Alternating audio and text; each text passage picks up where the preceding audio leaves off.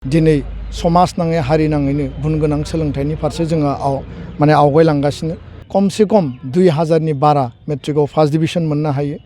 आङो मेट्रिक आनजादनि थाखाय साफ्रोम बर' फरायसा फरायसुलि बर' बिजोंनि मेट्रिक आनजाद लिरनो गोनां फरायसा फरायसुलि बर' सुबुं गुबुन गुबुन मिडियामाव दिनै इंलिश मिडियामाव थायो, असमिया मिडियामाव थायो, जि मिडियामाव थाया मानो बिथांमोननि आनजादखौ मोजां लिरनो हानायनि थाखाय आङो बिथांमोननो बेस्ट उइसेस 2023 मायथाइनि मेट्रिक आनजाद HSLC आनजादा गाबोन 3 मार्चनिफ्राय जागायगोन आरो बेखायनो दुलाराय बर' फरायसा आफादा जिहेतु जों गुन गोनां सोलोंथाइनि मावथांखि लानानै हाबा मावगासिनो दङ आरो जोंनि हाबा मावनायनि खावलायनायनि गेजेरजोंनो गार्जेनानो जा फोरोंगिरियानो जा गासै खावलायनायनि गेजेरजोंनो दिनै समाज नाङै हारि नाङैनो गुन गोनां सोलोंथाइनि फारसे जोङो आवगायलांगासिनो आरो जायनि थाखाय 2006 मायथाइयाव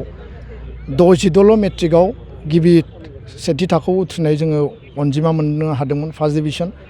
2022 मायथाइयाव बियो 1970 जोङो दिनै मोननो हाबाय आरो देग्लाय बोसोरावबो जोंनि आनजाद होग्राया 20-22 हाजार बोसोरफ्रोमबो थायो मेट्रिकआव बर' बिजोंजों आनजाद होनाया। बे 20-22 हाजारनिफ्राय जोङो खमसे खम 2000नि बारा मेट्रिकआव फार्स्ट डिभिजन मोननो हायो।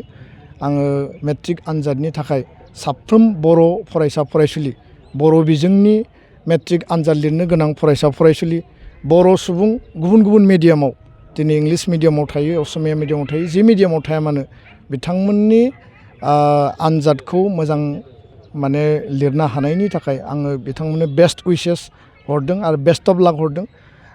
लोगोसेनो गाहाम हामलायनायजों लोगोसे आनान गसायनायावबो आर'ज गाबदों जाहाथे बिथांमोननि मेलेम आरो देहा आरो गोसोआ जाहाथे स्टेबल जायो आरो गासै आनजादखौ खुनु जेंना गैयाबाजासिनो देहायारि जेबो उसुबिदा फैयाबासिनो बिथांमोना होजोबनो हायो। बिनि थाखाय आं आनान गसायनायाव आर'ज गाबबाय आरो आथिखालाव हायार सेकेन्डारिनिबो आनजाद सोलिगासिनो दङ। दा बे हायार सेकेन्डारिनि आनजादा मोजाङै मोजां जोबलांथों, मेट्रिक आनजादा मोजाङै मोजां जोबलांथों आरो गासै आनजादाव जाहाथे मोजां रिजाल्ट खालामनो हायो।